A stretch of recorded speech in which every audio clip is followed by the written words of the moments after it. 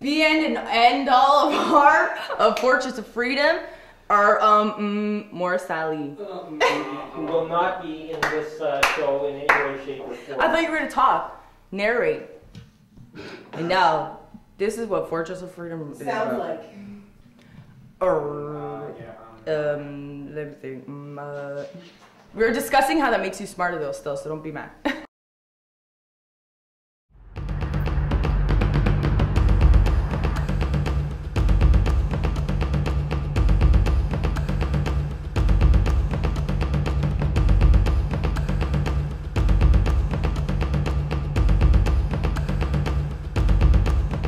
And I now invite the distinguished representative of the International Association of Independent Journalists. My name is Morris Alley, and I'm the president of the International Association of Independent Journalists.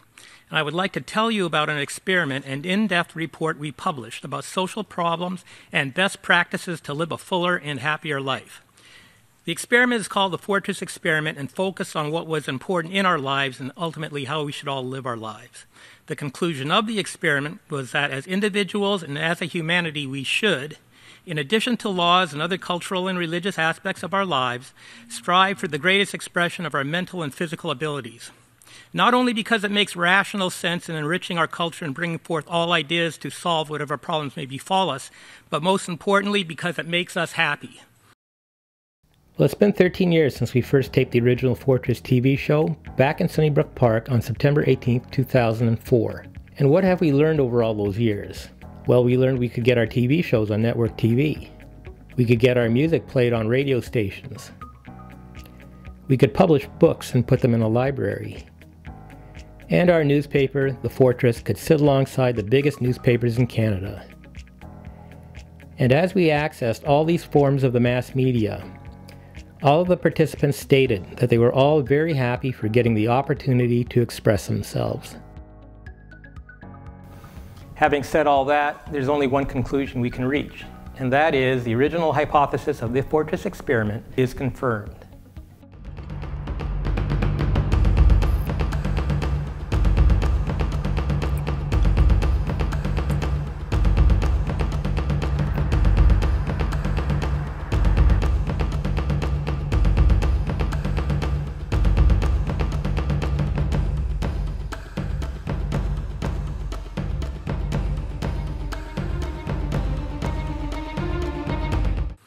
So if allowing the fullest expression of our abilities makes us happy, to deny freedom of expression by social exclusion or inequality would make us unhappy by restricting ideas and cultural development and, most importantly, personal development.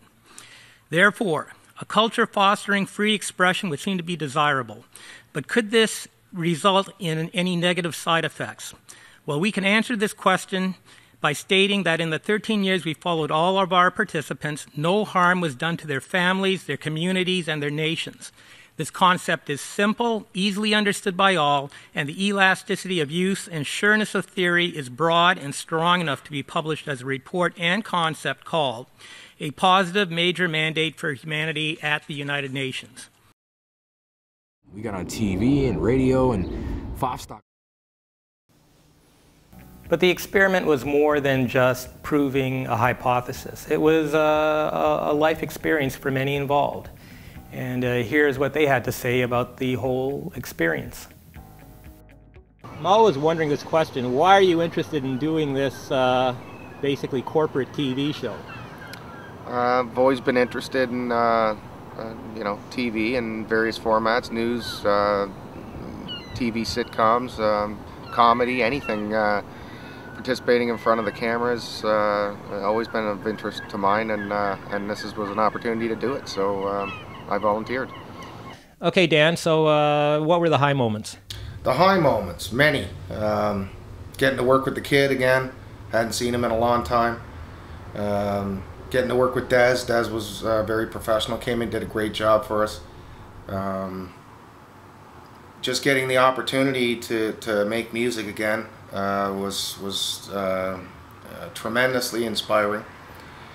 It led me to places such as New Orleans, where I got to write a song about it and get ensconced in that culture and music, and just an amazing place. just so many great things. I'm proud of what we did, and I think it's a good record for those who like that genre of music. I think we laid down some pretty cool tracks for them. Okay, so what were the low moments? Again, low moments, I don't like to classify them as that. I find them learning moments. I did something wrong. I have to revisit and relearn again. I don't find them low moments. Crashing my thumb when I was loading gear, hurting myself, but I still persevered. I mean, I wore Band-Aids on my fingers just to play the bass because I'm not a bass player, and those strings are so thick and they hurt my fingers and stuff. So I did all kinds of things, and I don't find them low moments. I find them learning moments. Okay, Emily. Yes. First thing I want to ask you is, why on earth did you want to get involved with this to begin with? Something to do. Any other reasons or any background? Or It provides opportunities. Even if it doesn't provide money, it's opportunity. Well, there's no money here. Exactly. But it's knowledge, and that can be used in many ways. We've had some experience here before. Sometimes they work out, sometimes they don't. And this one will. It will work out. Okay, I'm going to hold you to this. Well, you have to trust me. Music, being the medium that it is, naturally lends itself to other forms. One of my aspirations at one point was to I would be happy to put on the Epitaph soundtrack for movie X. So the two sort of objectives were married and became invisible. I just got into both. I love music, I love imagery, and I love the combination of both. It was a great time. I had a great time. It's not over. It might be, you might not see me on camera with FOF again, fair enough, but it's not over for me. And if nothing else comes of all of this, I got to make music with some great people. I got to make music with a new friend. And it was an experience that if I cacked tomorrow, I would help me hit the grave. It's one of the things I wanted to accomplish before I cacked. And yeah. What's your overall experience of the whole thing? It has been fun, illuminating. Yeah, it's been a good time. It's been a good time. Could have been worse. Yeah, it could have been worse. Let's take a quick turn all the way back to 2006, the experiment. As Jim would put it, he's right, it was an experiment. In retrospect, now that you're working on your third CD, what do you think about that whole experience? The whole experience. The whole experience. I thought it was awesome. I had no band. I put out an email to about 16 people and said, who wants to go to a studio with me and record some music? Mm-hmm. And I sent them a couple of the demos terrible demos I'd made here in the basement, same house. And, not to sound, harsh or anything, but Randy, Jim, and Wendell were the only 3 people out of those 16 people who said yes. Everybody else laughed and said, "Good luck, Mike." Some of them were they're lost, right? Some of them were kind of rude to me, in fact, and. Well, they're lost. What do they do? Nothing, right? So it's true. None of them are doing anything. And now here we have Mark, our man on the street, asking random people questions. I think marijuana should be legalized. Hell yeah. And power to the herb. Herb power. Okay, so Mark, it's 2017. Last time we saw you was at Word on the Street when Dan Strodig interviewed you, and you were with Rogue Planet, selling Sex and Anarchy, 2 books you and Zahava, who was your girlfriend at the time, were putting out. So tell us, what happened with you and Fortress and the experiment, and what happened to you when, you're still with us technically, but you kind of moved away. What happened, and just fill us in on what happened in all those years since.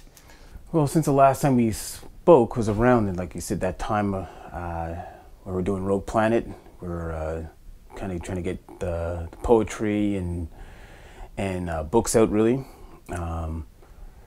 Not just from Zahava and myself, we're looking for their talent there to add to poetry, any type of off-center thinking. We're trying to get publishing.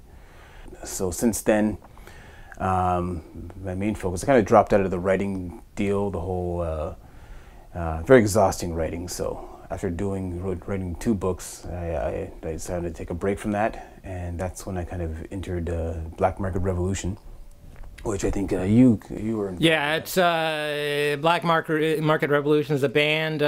They'd probably see Dan and Mark in there.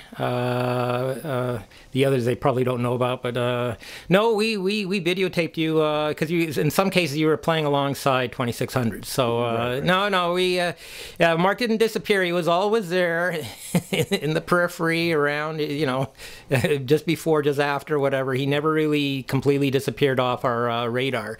But yeah, so you started Rogue Planet. You got into the publishing side of things.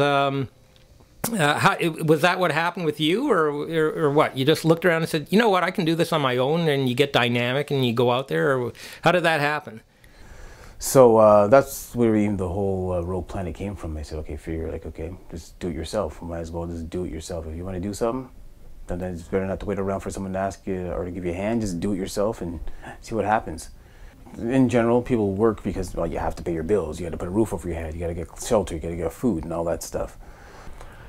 But other than that, yeah, if you want to write, or you want to travel, you want to grow, like, that's what life's about. At the end of the day, in your deathbed, you shouldn't be worrying about your job. You should be worried about how your life was. What else we want to do is, as far as the writing side, I want to get back into writing. And why do you have to get back into it? Well, because it's another one of those things that it's kind of an unfinished journey. I feel it's like I started going down that road, and I learned, and especially having time to have that space between when we first met and when I was doing Rogue Planet till now. I've had a lot of time to reflect on it, and I do miss those days. I was broke as hell. I didn't have a penny to piss on, but everything, it was exciting because everything was fresh and you didn't know what was going to happen. So it was like the possibilities were endless. Now, since that time, I've kind of settled in, got married, there's children, everything's been kind of settled, so. But I'm not dead yet, so I'm not ready to hang up my sneakers and pack it in. So I still got some more learning to do and some more living to do, so. All right. Okay, well, thanks a lot for the update, Mark, and we just continue on the roads we're on, and we'll just see what happens. That's a beautiful thing about life. You see what happens. Yeah, it is a road in a way. I've definitely got a chance to hone my songwriting skills. My daughter, who's about to be 2 years old next month, has given me a lot of inspiration, given me a lot of insight into myself, helped me remember the child I used to be and still am. Yeah, I've never really collected a paycheck. Been in a band, I've sung places, go to jam nights, that kind of thing. Did a lot of work in high school, university. That's it. It's, I've never had a steady gig as a singer, writer, guitar player, that kind of thing. What were the high points over the past 4 years for you personally, working with us? Well, like I say, finishing the book was good. When the CD came out, that was a high point for sure. Got a lot of attention. Other high points, I think I was really glad to see Donald Brazier get his album out because he deserved money. He'd been doing this for years and years, and he had a couple of things to show for it, but he needed some kind of compilation and documentation of his life. Like I say, you asked for the high point. That was my high point, was just being out in the countryside in the quiet. There were no cars, there were no fire engines, there were no cops, it was simple. We went, we played some music, we all talked. A kind of a Woodstock approach, Finally, we tried to do that at Foster. Yes, I know. But downtown, right? Instead of out in the field somewhere. It was a good day. It was a holiday, right? So, But the sun was out. You were roasting, right? That was it. And the wind was blowing too. It blew the music off my stand. Kept turning my pages. I remember it very well. Yeah. And then coming in later with the band, Oh yeah, Loco Mescalanza. Yes, Loco Mescalanza, that's right. And I mean, it is a learning experience too. You're moving from journalistic experience to, you know, the creation and the portrayal of other people's fantasies and songwriting. You know, it's a whole new world. I think all in all, for me, it's been very positive. Like I say, I have a day job. I had no expectations of income or you know, superior increase in my music desirability, etc., etc. But you know, it brings out things in people that maybe they didn't know they had. Certainly, I've written stories, and I've never really gone out and thought to do that before. It's always come out in music. The organization as a whole, hey, how do you judge success? Are we going to judge it by how much, you know, Maurice is declaring in profits every year? I think that would be a bad way to look at it, but you can look at it as equipment improving, talents are improving, accumulation of more talented artists along the way, and it basically shows that, yeah, you can start out with, you know, very little and start building on it. Get people talking to each other and find a theme. Work on your dreams. She has the bit. I'm dead serious. You know, it's a righteous cause, man. Okay, from birth up, man. You said it yourself that the baby. What is it you said in the infomercial? You said that the baby. What was it? The baby speaks without being, you know, without knowing what's right or wrong, and speaks with freedom. Like you went into some deep shit, and I was like, whoa, you know. And I don't know, man. Yeah, you know. So I caught that. I take heed to intelligent things, and that's kind of spiritual in itself, man. That's cool. That's cool. Sure. Put her here, buddy. Yeah, man. Right on. Get it while you can, people. It's hot. Yeah. Personally, myself, when I did this record, it wasn't the idea of getting famous. Real Life was just basically a concept record to me. It was something over the course of 10 years that I'd done, and I think that I just wanted to put it out there and see, ultimately, just to see, like, you know, if my most, I guess what it really was with Real Life was sitting in a jail cell thinking about having a CD and Stan the Record Man. I mean, that was far blown to me. That was the dream right there. And when that happened, that was pretty much it for me. That's why I pretty much wanted to get into, you know, the business end of things. Yeah, now the dream is radio play and then rotation. Yeah, well, like you said, right after that's done, you know, you want to do something else and take something else on. Come a long way, and I think we have enough experience now between the majority of us working in staff here that we can do it. That's pretty much it. One step at a time, as always, man. All right. I think it'll be all right. It'll be fine. How I come to this is that I was reading the yellow in the back of the gospel here, and it was stories about guys that had been in jail just like myself and everything like that. And so basically what had happened is that when I got into jail this time, I was trying to explain to a fella that about Christianity, because he was interested in it, and I started showing him where I had been led to sort of, you know, believe a little bit more in these things. And as I was reading, trying to find the documents that I was reading, which is here, I ended up realizing that this is my story written in this in the back of the Bible. After I got baptized in Ottawa, the pastor asked me to write something about how I felt and what I was going through, and I did, and he, I guess, sent it into the Canadian Bible Society, and they published my testimony of what had happened. So I found that to be kind of, I don't know, heartwarming, I guess you could say. That's a page right there. Yeah, that's it right there. It's right here, this part right here. It says, I love my key to freedom. And the thing is, I kept, every time I got out of jail, I said I'd keep following it and this and that. I kept giving my Bibles to my mother and et cetera and all this other stuff. But this one I think I'm going to keep with me and see how it goes. How have you changed, grown, or since you started? I don't know. I'm older. If I bring a video... I'm older. You know, I'm older, and I've learned a lot about this music thing, that's for sure. Like, you know, the do's and don'ts and stuff like that, right? And I get around a lot more people that have the musical talents and stuff like that, having this position, you know, to experience that every day, kind of at a certain way with talent and business people. It's just a different outlook. Things are going good. I mean, things are going all right now, and hopefully, you know, they just keep going straight, you know, keep going the right way. What do you think's going to happen to you? What do you think's going to happen to us? And where do you find, what's your future relation going to be with Fortress of Freedom? And be perfectly honest, if you think we're going to go belly up, tell us. If you think we're just going to struggle and keep going, whatever. I think there's going to be a lot more struggles. Oh yeah. I think that there's a good possibility. I don't think it's going to happen anytime soon. I think it's been 5 years now since Fortress has been, you know, on its feet. And I think about another 3 to 5 before you see any major happenings. Yeah, because there's still a lot of work to do. And as far as the IAIJ, like, mom of 2 and did go to school, now stay-at-home mom right now, and then I'm planning on going back to school when the younger one gets ready for daycare and do courses there and maybe make some more, you know, connections and what. I'd like to keep the paper going because I think it's a good thing that a lot of people can do. Oh yeah, we're going to keep the paper going. Yeah, you know, they can get their stories out there, their views, their opinions, and yeah, it's all positive. There's nothing really negative about the whole situation.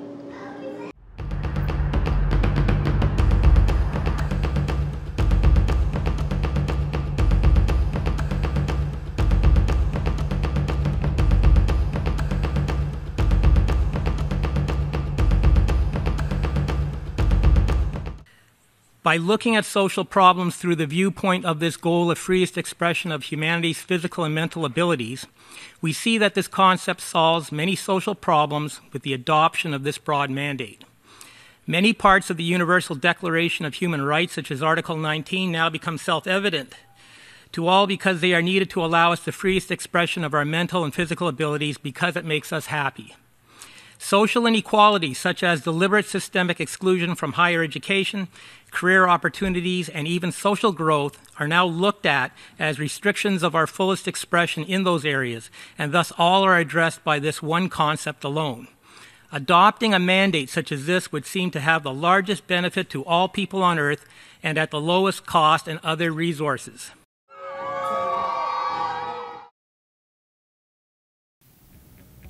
In terms of cost, we could do everything that the big broadcasters did, but the question is, if you had a family, would you want to do it? I mean, you can put a concert on at Young Dundas Square, but would you do that at the expense of your child's education? Or a nest egg for a rainy day?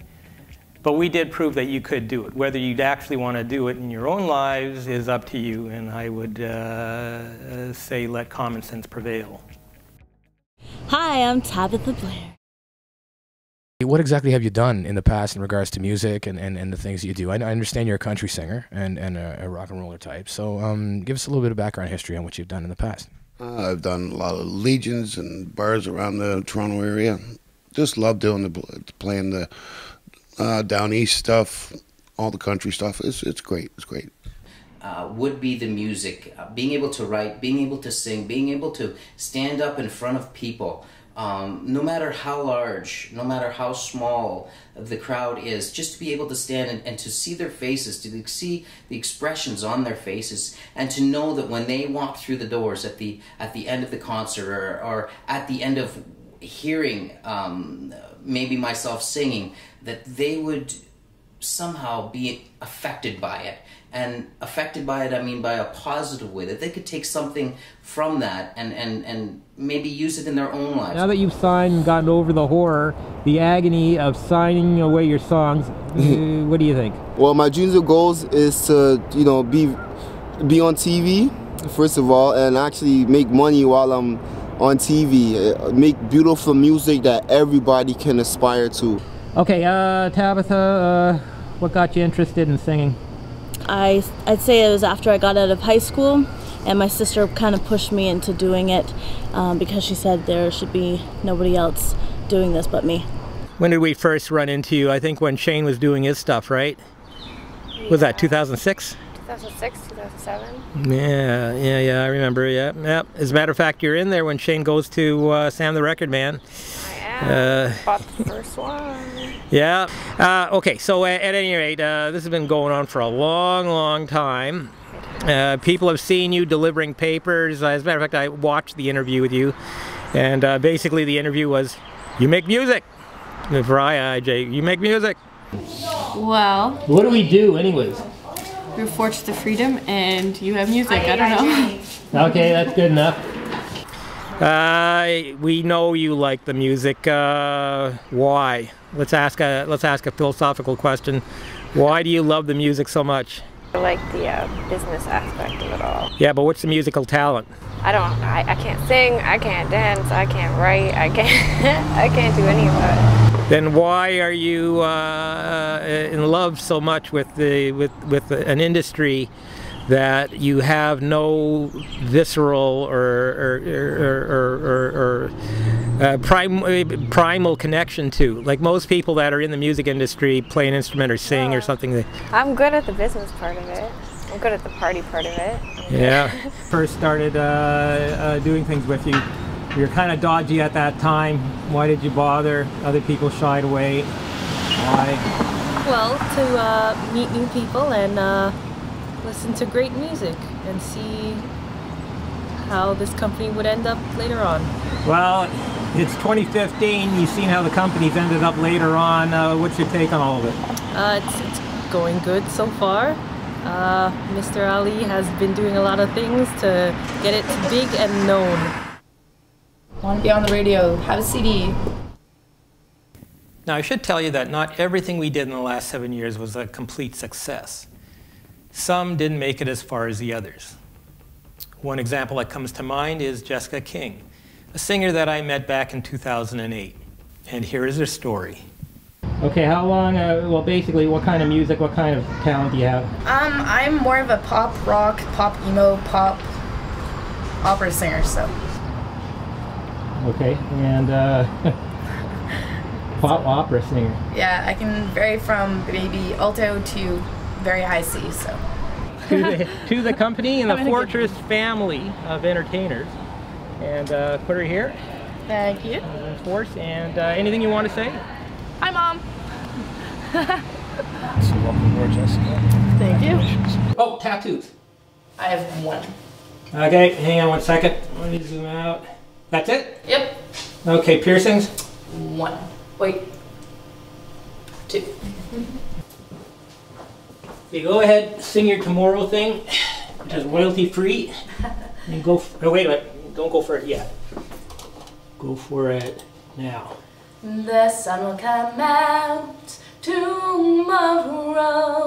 Bet your mind and dollars that tomorrow there'll be sun. Just thinking about tomorrow clears away the cobwebs of the sorrows till there's none. What do you make of that?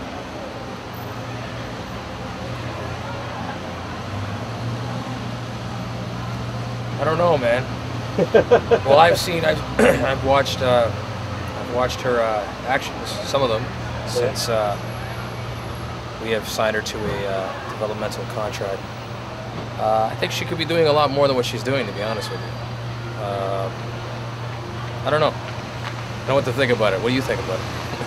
Well, she's not going to get for folks at home, what I'm showing them is an email from Jessica King. She's stranded in Ottawa, and I think she actually hails from around there, but I think she wants to come back to Toronto. I think she's going to have to do it on her own, but at any rate, these things can happen. I'll tell you, yeah, what would you do? I mean, I'm a big softie, and she's probably playing on that, but even I have my limits, right? Honestly, man, like I said, from my perspective, I've watched a bit of what she's been doing, and I'm not too impressed myself yet. We kind of knew from the beginning that she was a bit of a traveler anyway, so, you know, maybe she's trying to find gold somewhere else. I don't know. Personally, I don't see how you're going to find gold in Ottawa. Who knows?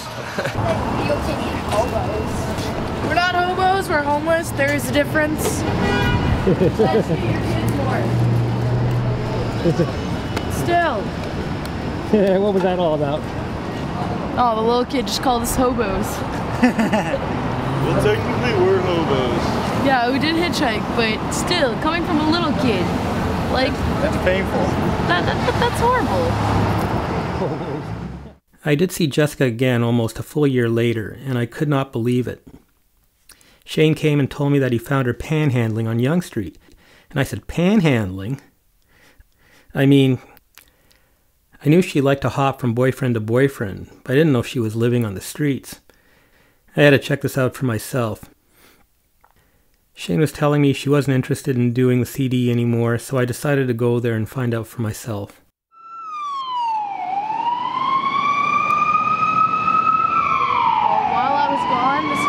They made. Yeah, I was warned about that. Okay, how many are there? There's 3 of us. Where's the other guy? Third one's in the LCBO buying this guy. alcohol. Okay. So. And basically, how do you work this? What do you do all day? Basically ask people to spare change, just like spare change folks. They'll always ignore us, say no. Once in a while we'll have a nice person give us change. Spare some change, miss? Have a great day. And what do you guys do with the money? We either buy something to eat or internet cafe for the night. In other words, you sleep at the internet cafe. Right? Yes, spare pop. Have a shitty day. Yeah. Hang on Oh, one second. hot diggity. Can I open your your door? yes. Oh, fresh air. Oh, 3, 2. There's only us. Okay. There's only us. Wait a minute before my voice got in there. So wait about 2 seconds, then go. There's only us. There's only this. Forget, regret. For life is yours to miss. No other road, no other way, no day but today. Where do you see yourself 1 year from now? Famous. Because we may come back to this. Famous? Famous. She looks up at the sky, and what does the reality Jessica see? I'm still gonna be homeless. You really think so? Yeah. Okay, let me just take a good close headshot. The poor Jessica, problem child. But you gotta learn. Yeah, no, just look normally. Blinked. Yeah, this is Jessica, all pimped out.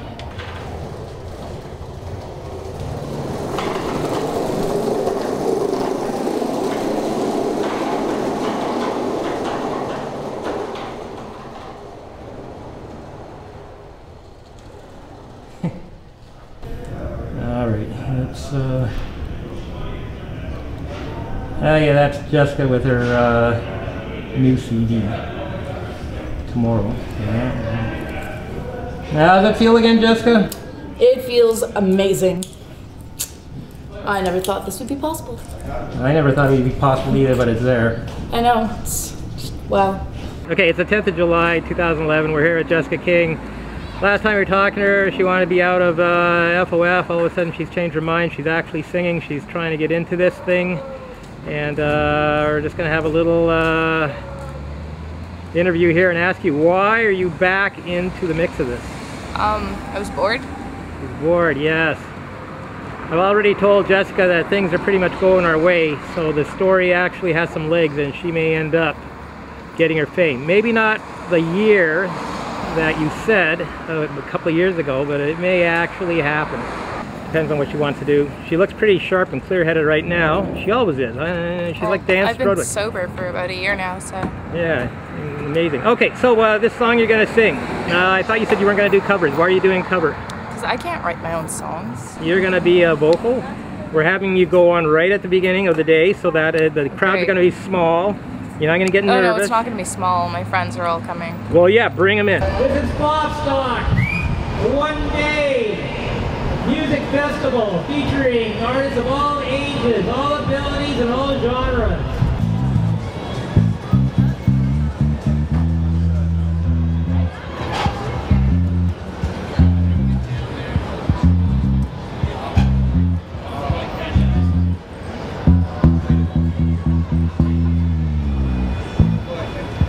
You don't have any ambitions? Nothing? Honestly, not right now. What about performing? Why is that I a have constant? really bad stage fright, by the way. Yeah, I know, Jessica. Did you even like peek around a pole or something at our little concert, or you just stayed the hell away from it? I just stayed the hell away from it. Yeah. My first boyfriend's name is Simon. All right, well, we really don't have to go down memory lane. Anyways. My second one's name is David. Okay, we'll see how long that one lasts. But that's Jessica's affair, not ours. I only... Fair. Well, that's Jessica's business, not ours. I pop in on her every once in a while. I'm only here if she really stubs her toe or falls flat on her face. Jessica's actually given me a lot of responsibility and trust. And to be honest with you, out of the cast of characters I've seen in her circle, her instincts are probably right. And I know, because she's going to keep these recordings if I give them to her later on. Someday, let's say in about 20 or 30 years, you're going to look back and you're going to have a different... Like, look how pretty I was. I don't know. People are living longer and longer.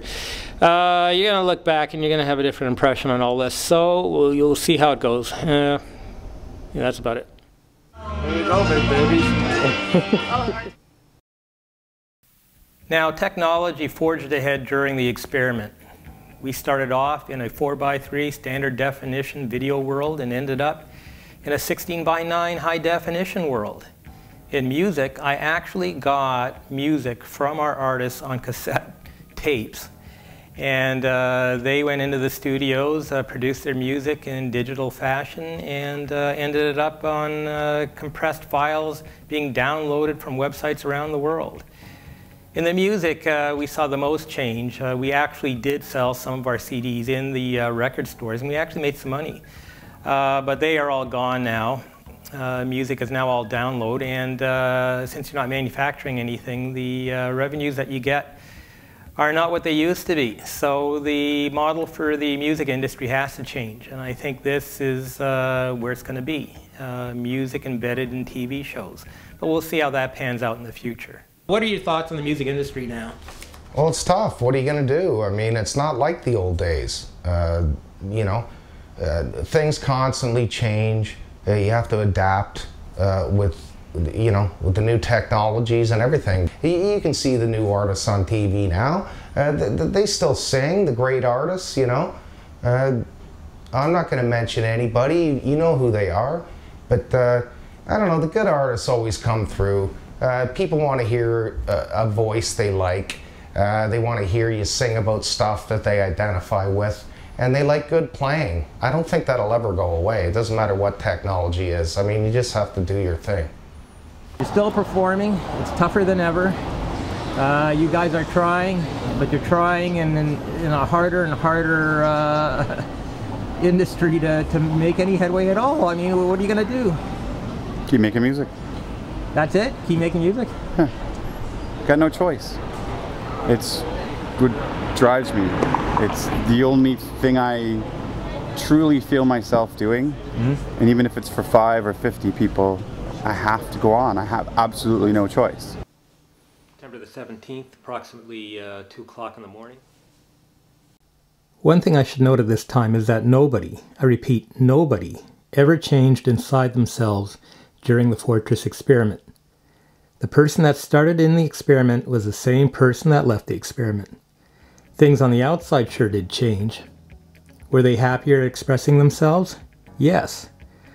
Were they able to express themselves to the world if given the opportunity? Once again, yes. Which means that the quality of talent and interest was there to compete on a professional broadcast media level.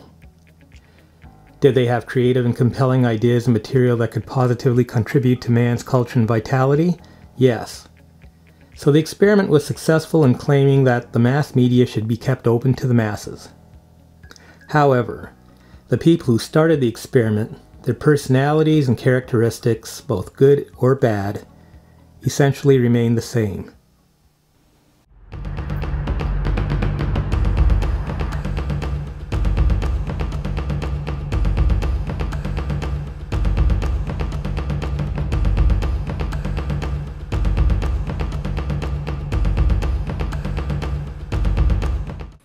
I truly hope you consider this positive major mandate for humanity as a concept worthy of further consideration at the United Nations. My organization will be more than pleased to offer the Commission for Social Development all our material to further any possible interest in this concept and possible mandate at the United Nations. I thank you for your attention.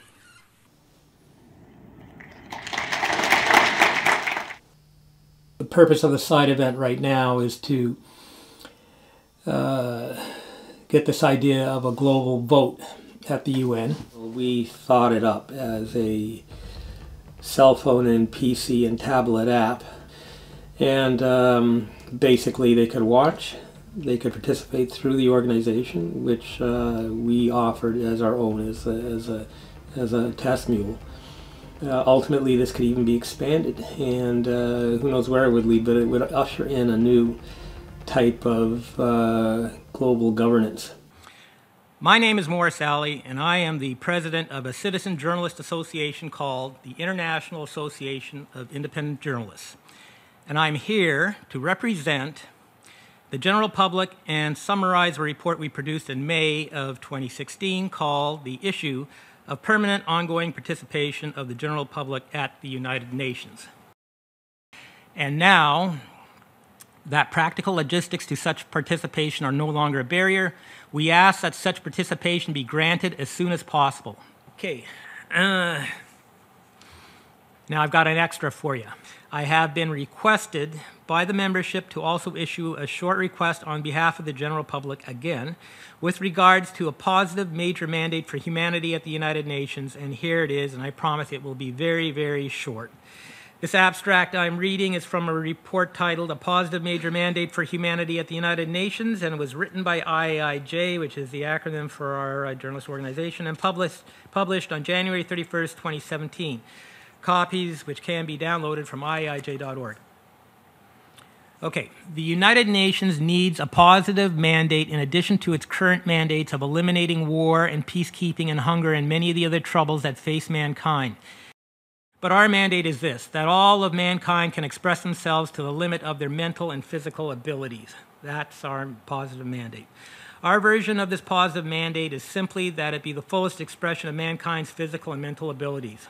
The reason we want this type of mandate is because it not only makes rational sense by allowing all forms of ideas and solutions to problems to be used and advancing our culture, but also because it makes us happy. And our own 13-year experiment called the Fortress Experiment, which by the way is now a series of television programming, proves this without question, as all participants were happy when given the chance to freely express themselves, while at the same time involving no negative changes to themselves, their families, their communities, and nations. A positive mandate cannot just be a rational exercise in bringing the mandate into being. It must also be a visceral affirmation. In short, it should feel right to everyone involved, and this does. So I think we just made history there. It's not the way I thought it would be, but I have never seen anyone come to the UN requesting that the general public be able to participate in an ongoing, permanent way in all UN activities with a turnkey solution that provides that participation and with charter support of the United Nations. I've never seen it happen. Technology has made this available, and somebody has to make the plea, make the demand. If you don't ask for a right, nobody is obligated to give you that right. Somebody has to ask it, and I'd like to think that I am the first with these entitlements to ask and start this going. And it is my hope that years from now, everybody in the world will be able to participate in a permanent, ongoing fashion at the United Nations if they wish. And I think that's going to be the greatest thing for humanity and humanity's self-determination. Okay, that concludes the formal presentation of this side event. Anybody have any questions? Thanks. I'm Richard Jordan. I've represented a number of NGOs and many processes here at the United Nations for, as I say, over 36 years. There are just a couple of points. The term equal rights of men and women was put into the charter by Minerva Bernardino of the Dominican Republic. I knew Minerva very well. And she was, I think, the only woman who actually signed the charter. But that's a very good phrase to keep hammering on. Thank you very much. Any other questions? Then I suggest we break into the smaller groups and give our cell phone application a shot at the table at the front. This side event is now closed. Actually got to hit a gavel. I always wanted to do that. So at the end of this journey, we were able to get citizen journalists and bloggers recognized as legitimate media workers at the UN with the same rights and protections as traditional journalists. For me personally, I was able to speak to member nations at the UN on 2 separate occasions about citizen journalist rights and freedoms, and I actually did get that ultimate goal of giving a speech on the floor of the General Assembly, as my WASA speech at the UN was General Assembly, and the moderator even told me I had the floor before I gave my speech. And wrapping up the whole adventure was our side event where I introduced our UN cell phone voting app and the results of the Fortress experiment as a possible positive major mandate for humanity at the United Nations. It's just strange where life will take you if you actually allow yourself to pursue your dreams and goals. But for me personally, I found this whole experience to be a wonderful thing, an empowering thing, to be involved in international policy making and attaining goals that, quite frankly, I thought never would be attained, was one of the happiest moments in my life. I mean, I kept reaching goals. I started running out of goals. I had to keep moving the bar forward and forward as I reached and reached further than I ever thought possible. So for those of you who think that the world is out of control and that you are powerless to do anything about it, well, I'm living proof that you can. Well, the organizations are going to continue as they always had, with some of the people that you've met. The others will go back to their normal, everyday lives. But this I want to make clear. I want to thank everyone that was involved in this organization. There's many of you, and we couldn't have done it without you. So a big thanks to everybody that was involved. You guys are the greatest.